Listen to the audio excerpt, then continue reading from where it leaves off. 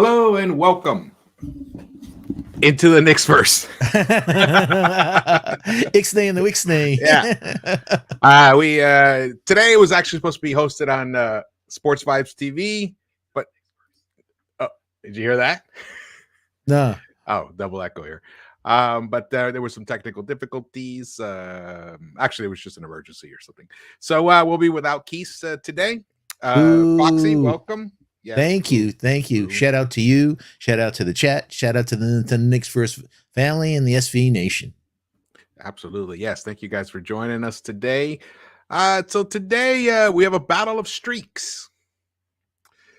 The Mavs are on a 6-game win streak, and the Knicks are on a 4-game home win streak. Nice to say that, actually. It is nice to hear. God, we haven't had something like that in a while. Actually, all season, pretty much.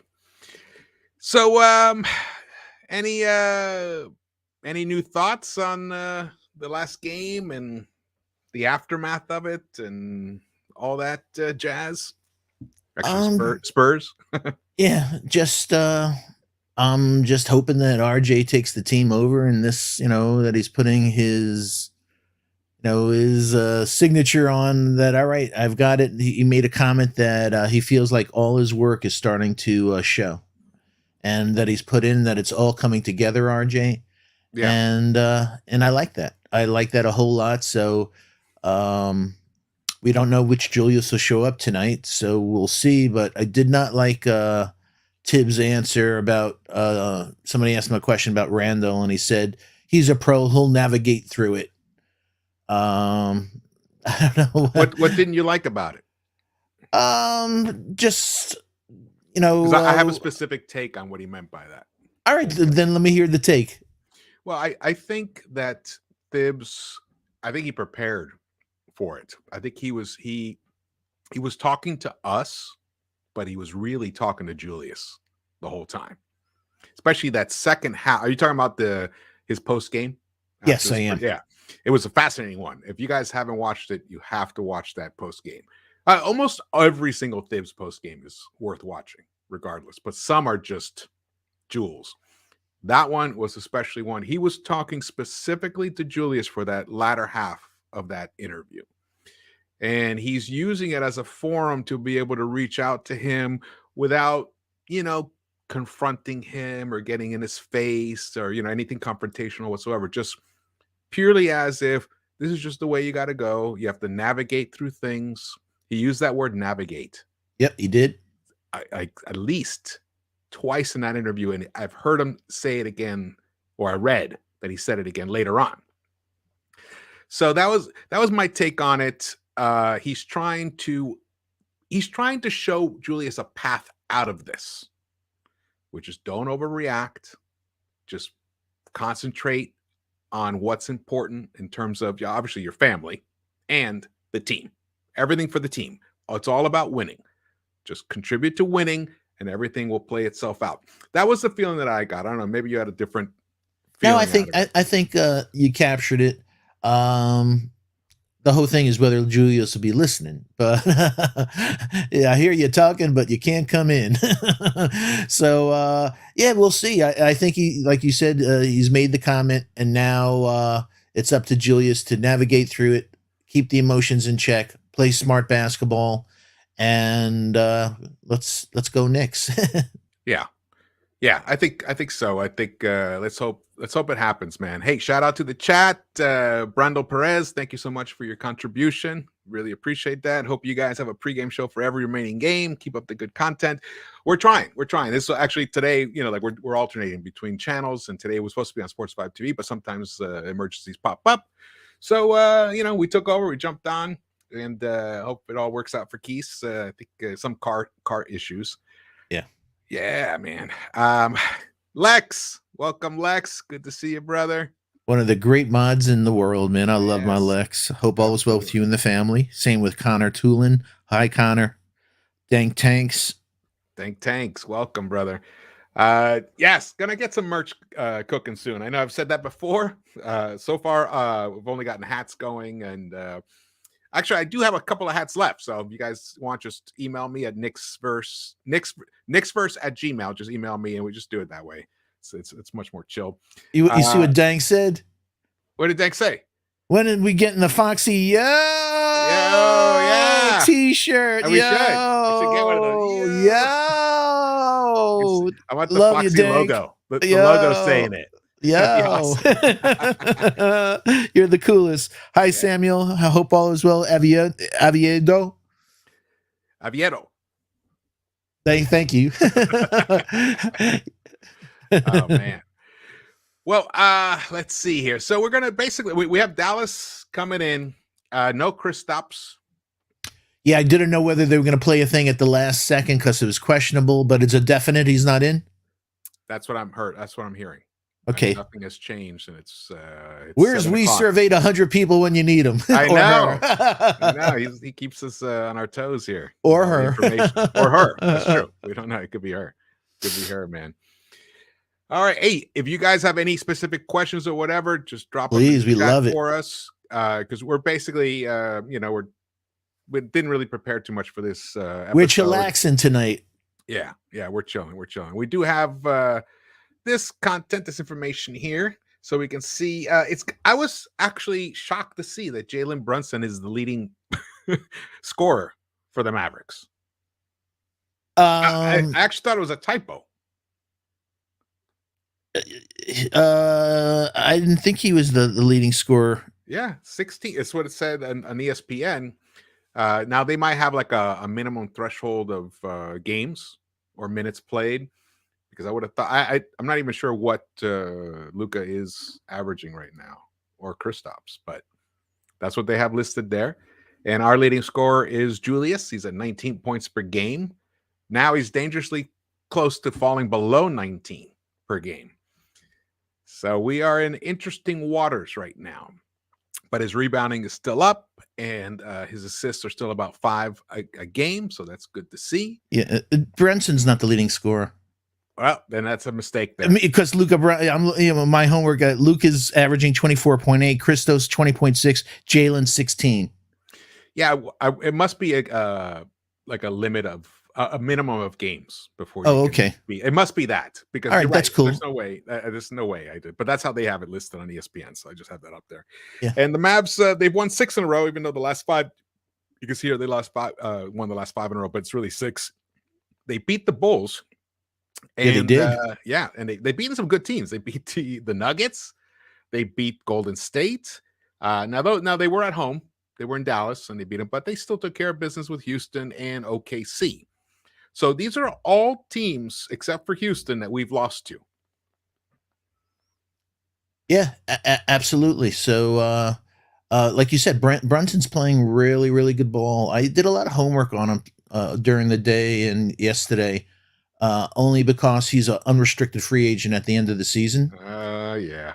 And he's from a good pedigree. He's from a basketball family, and I always like that. I'll be talking this coming Sunday about shooting guards, and Jaden Ivey of Purdue. His mom is Niall Ivey, the women's coach of Notre Dame. And I love, that speaks a lot to me when somebody grows up in a basketball environment. So Brunson understands the game, the business, and the professionalism. But yeah.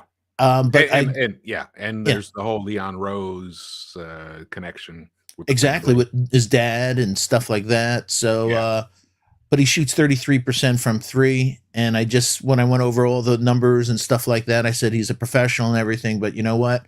He's a 2nd round draft pick. We have a 2nd round draft pick named Deuce McBride. Let's give Deuce a chance rather than. But Brunson. Also, I had a thought of saying, you know what, he's an unrestricted free agent. They're afraid he might walk because they could only offer him $13 million in change because of their cap space. They have bird rights, so they could give him an extension, but they can't go more than 13, and they're worried that other teams can, pay him that. So, yeah, but I'm on the fence with him. Me too. But I said to myself, as far as him being a Knick. But I said to myself that they're afraid he's going to walk. we're afraid Mitch is going to walk. They basically have the same exact salary. I wonder if we'll do a sign and trade. You get Mitch and we'll get Jalen. It'd be interesting, man. It would be interesting. I think I don't know. I'm gonna have to do a deeper dive on Jalen. I know he's been like circling, but he shot better from the three last season. Is that right? He did. He did, but he's around a 36% of I think career shooter, and he's shooting about 33 this year, if my memory serves me right. He's shooting 33.6. He was 30. He was 38% last season. I thought 36. Was he 38? Yeah, 36. 36 is like the bare minimum. It's exactly. So that's why I'm saying when I looked at his numbers and I went over and I went, you know what? I think Deuce could achieve that without us having to give up. I think he's a better defensive player than Brunson, and we'll go from there. A lot of Knicks, a lot of ex-Knicks on that Dallas squad. You're not kidding. The Dallas Mavericks. You see Fife, his super chat contribution. Thank you again, man. Knicks versus the better recheck Knicks. Hey, Fife, man. What up? We're gonna see Frank, who was supposed to be our future point guard. We're gonna see Reggie Bullock. We're gonna see Timmy Hardaway Jr. And no, we're not gonna see Kristaps though. Yeah, Frank's only 4.9 points per game, 1.5 assists per game. So same run, and Bullock's about 6.5 points per game. They're both playing a couple more minutes in the streak that they have. So they've been contributing to this. 3 more minutes actually. He's playing 3 more minutes, Bullock, and Timmy Hardaway's playing 3 less minutes. Yeah, so, I looked up. I started to go down this path, and it didn't really lead me anywhere specific. Sometimes I do these deep dives in stats and analytics to try and find some correlations, but this time I didn't. But I thought you guys might find it interesting anyway to hear this. One thing I did notice that when the Mavs allow over 37% 3-point field goal shooting from the opponent, they lose. They lose when they allow that. Now the Knicks, when they allow over 30, same thing, they also lose. So the team that scores 37, who averages 37% from the 3-point line or more, is going to win this game. Yeah, that's a great stat. I like that. Yeah, I want to hear like the Mavericks in all of their wins, they have allowed only 31.4% 3-point field goal percentage. Now the Knicks are almost identical. In all of the Knicks wins, they've allowed 31.2%. So almost exactly. Wow. Yeah. Now in the wins, the Mavs are averaging 36.6%. So it's below 37. The Knicks, in all of their wins, are averaging almost 40% from the 3-point line, 39.5%. Wow. And that is what we averaged actually for the year last year, a little over 39% for the year. That put us in 3rd place last year. Yep. And, there's been a lot said about our 3-point defense. We allow more open attempts than any other team. And there was a whole kind of like a little bit of a discussion, a little bit of a, clash of analysis in terms of like, hey, is that part of the formula? Just allow guys more open looks to encourage them to take them because they're not going to make them at a high enough frequency. Tibbs brought that up. It's a math issue with him. Yeah. That just from his percentage standpoint, it's a lot less percentage that you're going to make a shot that far out than, a mid-range and more. So let's make sure they don't get easy shots in the paint and stuff like that. And daring to take that shot out there, because percentage wise, it's like Vegas. If they shoot enough, we'll win. Yeah. Unless they're just totally wide open and it's a top level 3-point shooting team. Exactly. Which is what happened with the Hawks in the playoffs. Yeah, they're the Hawks playoffs, they're an excellent 3-point shooting team, and we got smoked. Yeah. And the Mavs are 23rd in the league in 3 points for the season. Not the last few games. I think they're shooting well over this streak. I think they're shooting around 38% for this streak, actually. So, For the 3-point but line, the Mavs? yeah, Yeah, I think you're right. Yeah.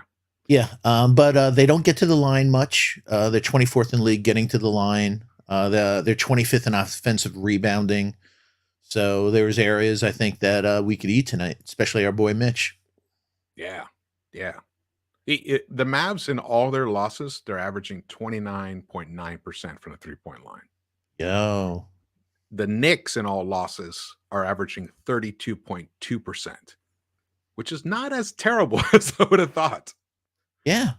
So, Yeah. like Because it's weird you said that, because in your head, some of the losses, you're like 25.7%. And so, wow, it's a lot higher than I thought in the losses. Yeah.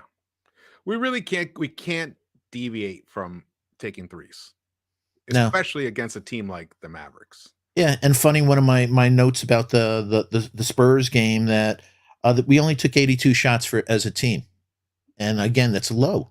That's low. We averaged 86.5 last year, and we wanted to get more than that to increase the pace. So we're not getting as many shots as we like. Although we did have 32, which is, that we always talk about. That's the number that in the range that we like. Fact's a little high. Here are the league rankings. Just so you guys see, in terms of points per game, the offenses, Dallas is 24th in the league. We're 27th. So we're kind of close. Points differential, however, they are in the top 10. They're 9th overall. We're 22nd. We're in the bottom third. So that just shows you their defense has been much stronger overall throughout the whole season. Actually, we were talking about that in the last pregame. Remember? Yep. The Mavs had the top defense in the past 10 games.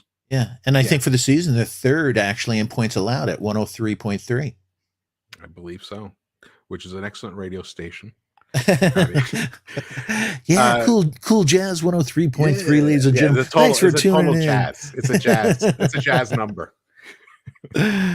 Yeah. Rebounding, we're right there in the middle with 45.1. They're not such a good rebounding team, so we should be able to abuse them there. Eric Liu asks, Knox and a first for Cam Reddish? Is that fair? If it's the Charlotte pick, I think that's okay. Because Charlotte, it's going to be a late, if you look at Cam, it's going to be a mid-round, a late first round pick. Well, it can't be better than 18th. Exactly. So at that, Cam is going to be better than anyone's. He's already in the league. He's learned the league. He's athletic, so he's going to be better than anyone that's going to be picked at that point, in my book, at least. You know what? I'm with you on that. I'm leaning that way. I think I would like to see Cam Reddish on this team if we could get him for a reasonable price. Yeah, he scored 30 some odd points the other day. Like I said, this team's in desperate need of athleticism. Yeah. Bring on RJ's I haven't been buddy. tracking him though, but I know he's very inconsistent. I don't know. Maybe has he leveled that out a little bit this season? I'll tell you half a sec. I had it right here. I just changed it. He's That's the beauty of what I'm loving. Oh no, I don't. I'm sorry. I no, where the hell did I put it? That's what happens when you're a maniac. I don't know where I put it now. I'll find it in a sec. But I think he's become a lot more consistent than he was in his first couple of seasons. But I also think that because of the COVID, his teammates and everything, it's hard to get a rhythm when you have players that keep changing. So to his defense, he's not playing with the same guys for him to just rock and roll. So he's only hitting 32 career. He's hitting this year 37.9% from three, career 32.9. So he's doing much better on the threes. 2.5 rebounds, 1.1 assists in 23 minutes. So he's not really putting up, but 12 points. 12 points this year, basically rounding it off. Okay. All right. Well, there's so many wings there. It's hard for him to really, that's wing central on Atlanta. That's true. That's true. Well, the answer is I think that is a fair deal, Eric.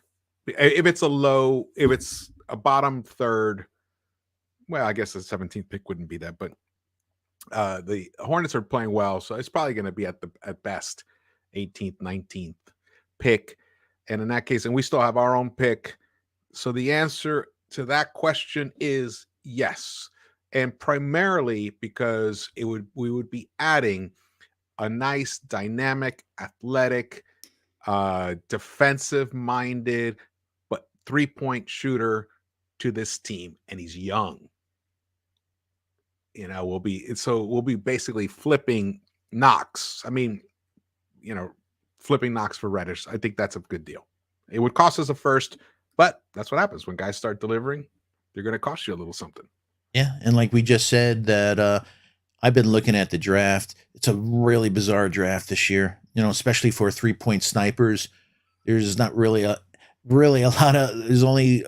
There's almost like no 6'7" and above 3-point snipers this season. Almost everyone's 6-footers, and I'm like, nope, no, thank you. So, so the 3-point shooters are on the short side this season. Yeah, this terrible draft. This draft, 6'1", and that's the ones that are leading like out of the top 50. Like 40 of them are like 6'3" and low and shorter. Wow. Blew me away, especially from last year, all the analysis. So it's like, God, tiny guys this year. So that's why I'm saying, if you look at the draft and everything, we can get Cam. There's not anybody's going to be in his realm, especially as we talked about. It takes a couple years for the kids to get used to the speed, the strength, and everything. He's already gone through that process. So we should have a guy that's already ready to be tweaked. He has a pretty nice shooting form. His release is nice.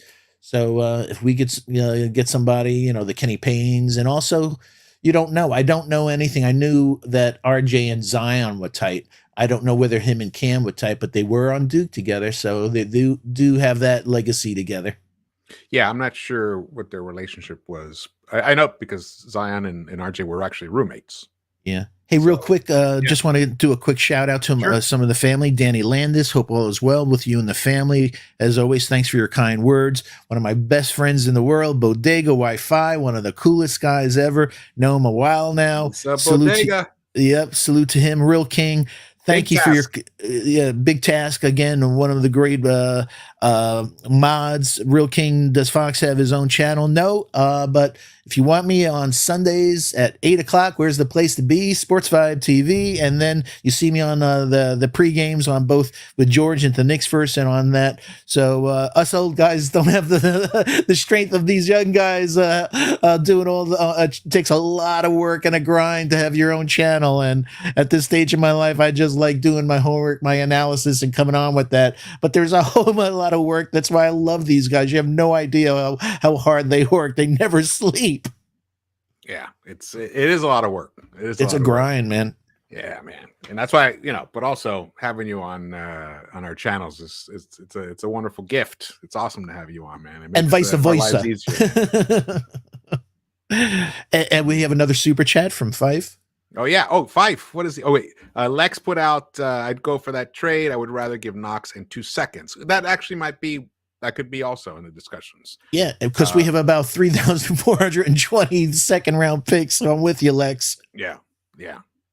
And what's cool about Cam is if you think about the value of that first-round pick from Charlotte, Cam may end up having much more value as a trade asset later on. If we, if that disgruntled star pops up and he's playing well, he's still young, he's dynamic. We're gonna have to offer him a contract, but that might be a good favorable deal for us and for whoever is going to receive him.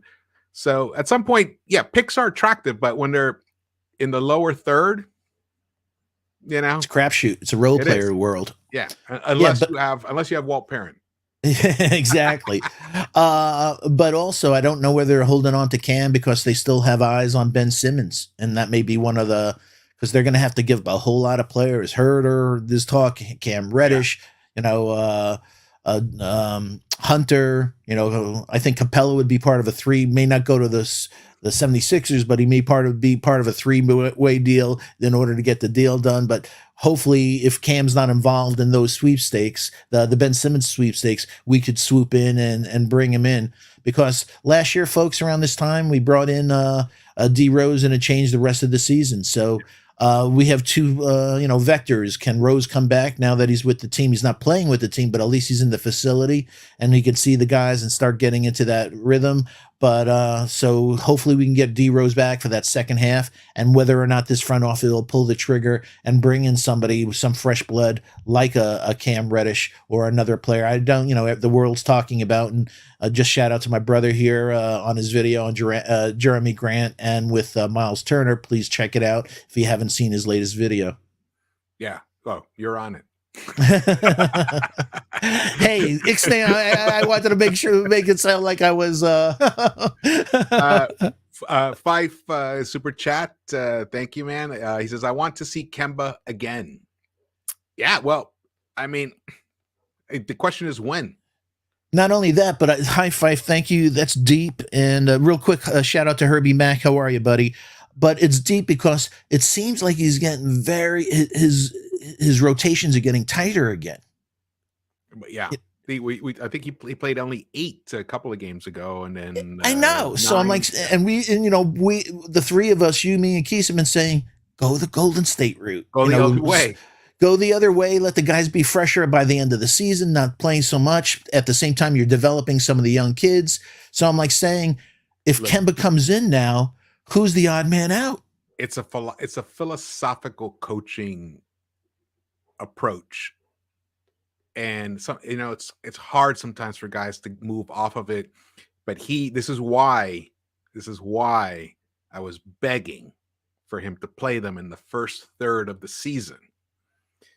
Play the young guys, have a deeper rotation, and then look, he didn't. I mean, he played a little bit, but didn't really. He kept his rotation at 9 and 10. But I mean, we're talking about some of the other guys got like 4 minutes or something like that, 3 minutes, nothing meaningful. So, and we went through a losing streak. We actually had a very poor result in that first third, and now we're in that second third, which is, if we want to chop them into quarters, that's fine. We're just finished the second quarter. Now we're going into the third quarter. We're beginning tonight. Actually, it's the first game of the third quarter of the season. And now we lost both our point guards. Our other young point guard, Deuce, hasn't been given enough time to earn, quote, his time on the floor. Same with Sims. Grimes is the only one who has gotten a decent look, and he has responded. But but now the thing is, season is on the line. So now the wins are really important. Everything. So what's his response? Tighten the rotation even more. Because he doesn't want to risk those minutes with guys that might make mistakes, that are still learning the game. But that's why you do it earlier in the season, so that when later in the season you really need those guys to produce and give you wins, contribute to wins, not give you wins, contribute to wins.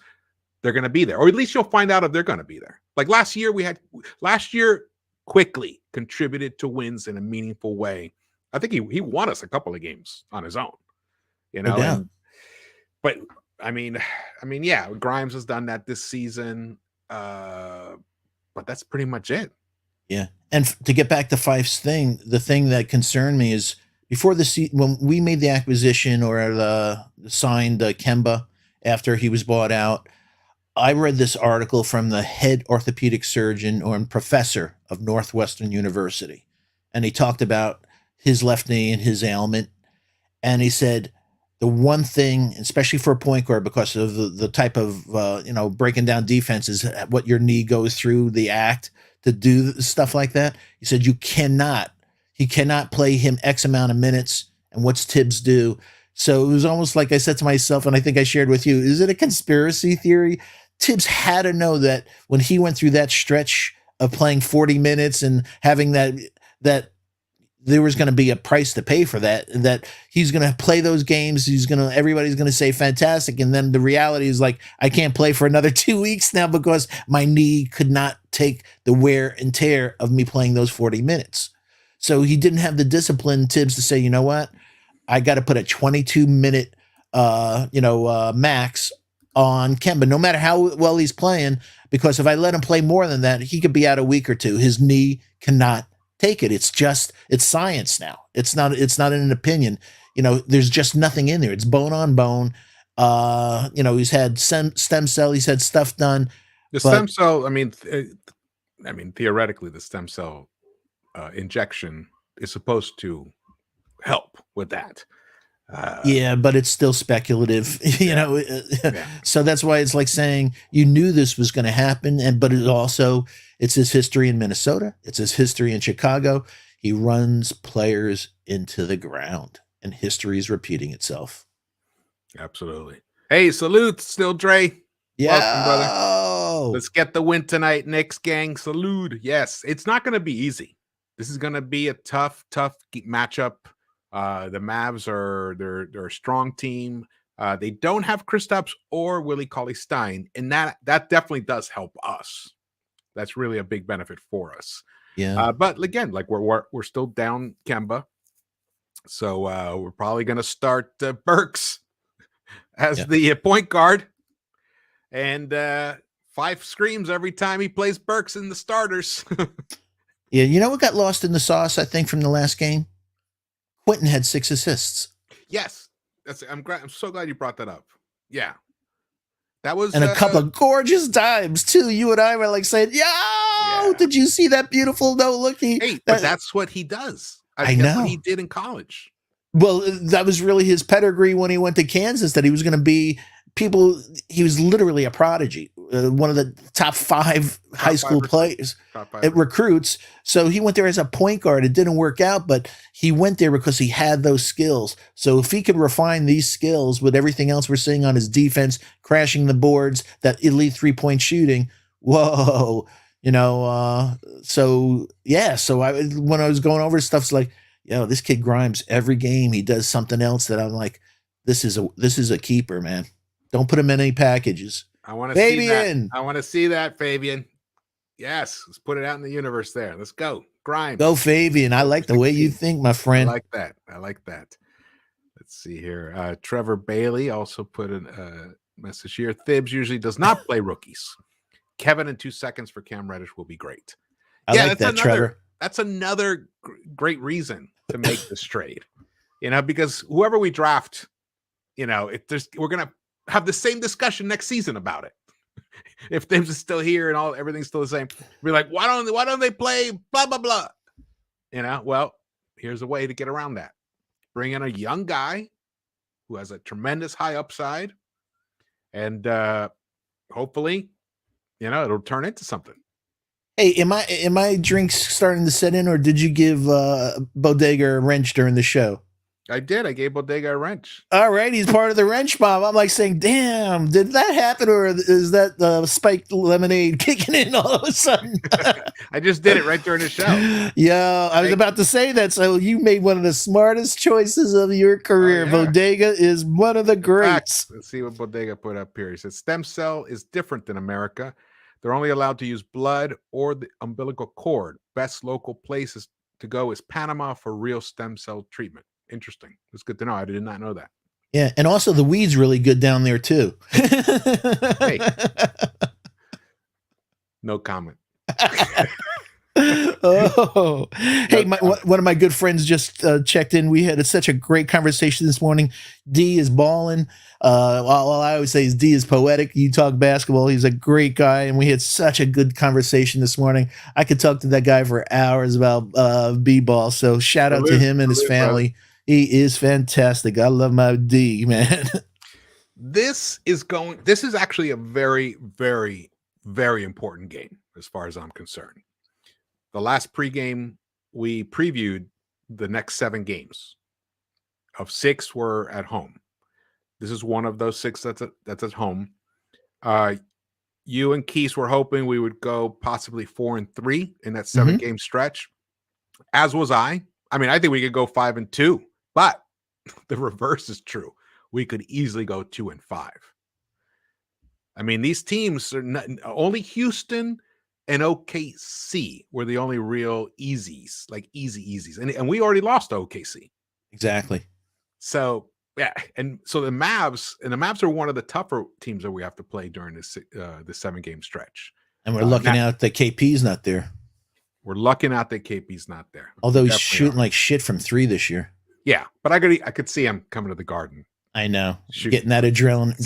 7. Yeah, I could easily. Nah, you know, like. Yeah, no, I'm glad that that's not the case.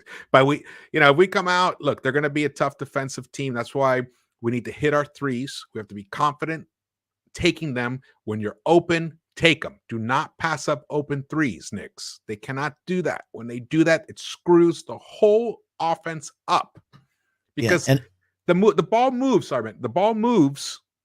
The ball moves to achieve that goal of getting you that nice look. And if you pass it up, then you just wasted 20 seconds or 18 seconds or whatever there was to formulate that moment. And you heard Thibs say it. Remember, he actually commented he thought IQ was passing up some looks. And I agree. Yep.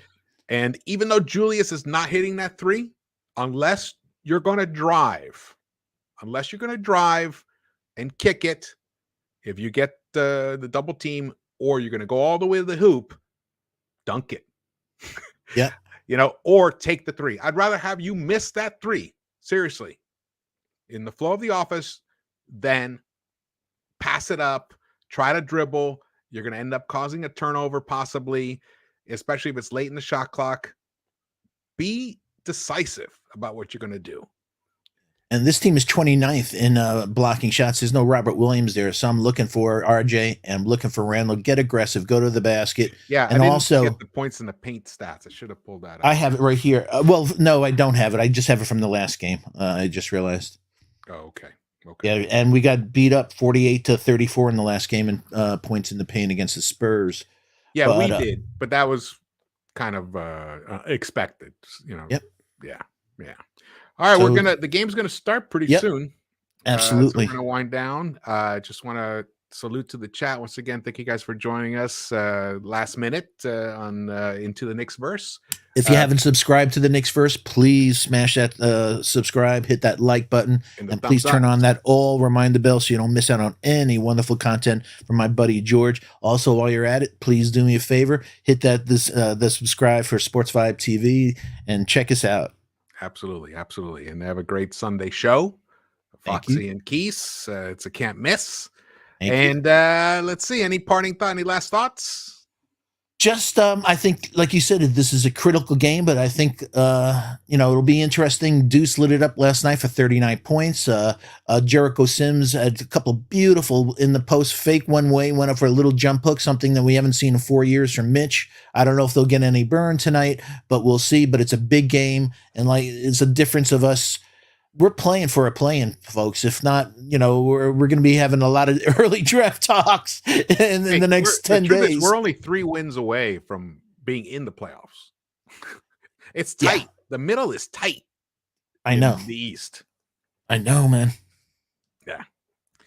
Yeah, man. Yeah, Brandel Perez said Randall passed up a couple of open threes last game. I can see him pass some more in this game because of the fans being in his head. Yes, but if he's going to pass, do it decisively.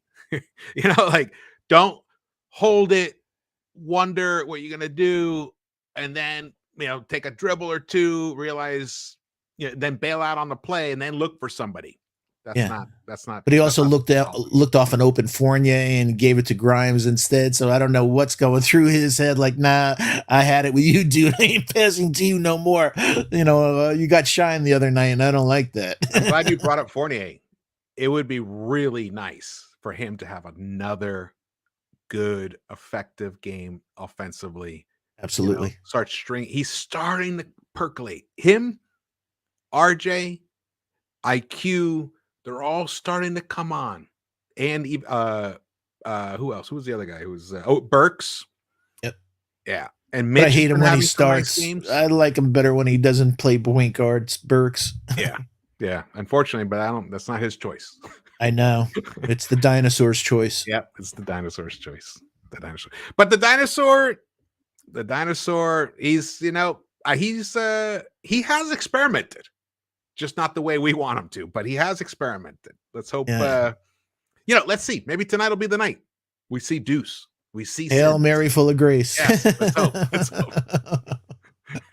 I love when my Jewish friends give me the benefit. Well, my wife is Roman Catholic, so I'm Catholic by injection. Oh man, I'm sorry for you.